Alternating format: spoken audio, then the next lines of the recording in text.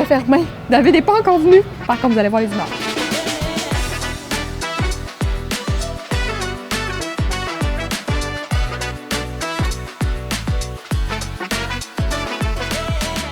Aujourd'hui, on a la chance de venir visiter le bistrot Péribonka et la crèmerie. Suivez-moi!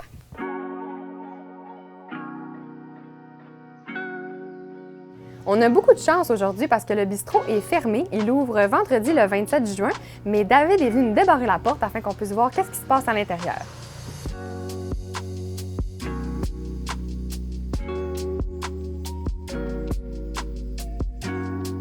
Fait que là, dans le fond, on est dans le bistrot, avec le fameux jeu de mots que tu peux voir en arrière, Cynthia, bistrot. Puis là, ben, il y a comme plein de petits clins d'œil au hockey avec Michel Goulet. Pourquoi de faire ça ici?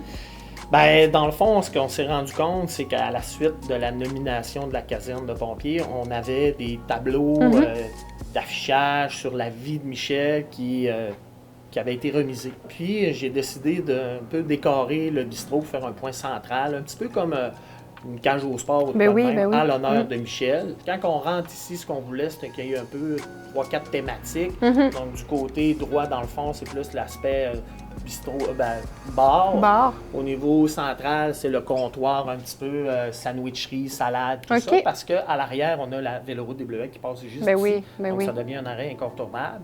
Et plus du côté gauche, c'est plus du côté restauration. OK. C'est vraiment bien, vraiment. Fait que là, on va faire le tour pour voir tout ça plus en profondeur.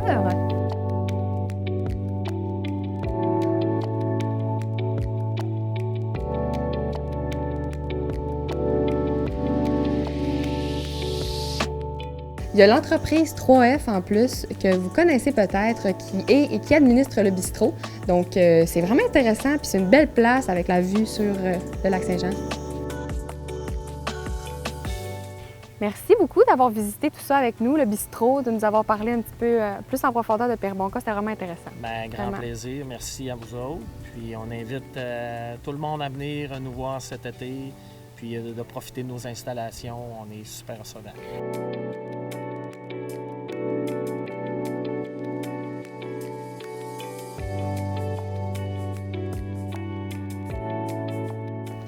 Donc, derrière moi, il y a la fameuse navette qu'on peut utiliser autant à pied qu'en vélo. C'est vraiment intéressant, elle l'amène à la Pointe-Taillon, puis en plus, ça passe aux heures. C'est certainement un bon service à utiliser.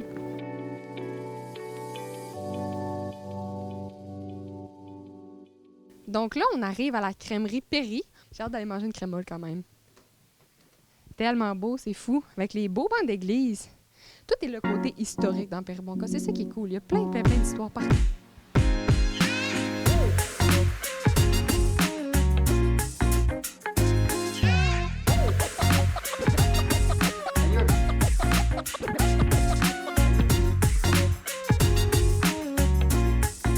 Fait que là, ben, j'ai la chance de pouvoir goûter au gelato fait ici par la crèmerie Perry. Fait que je vais vous donner mes impressions. Là, j'ai bleuet chocolat noir. Déçu. Vraiment crémeux. C'est malade. Et là, j'ai pâte à biscuits. On a eu la chance de visiter deux belles entreprises aujourd'hui à Péribonka. C'est certainement vos deux arrêts de l'été. À bientôt!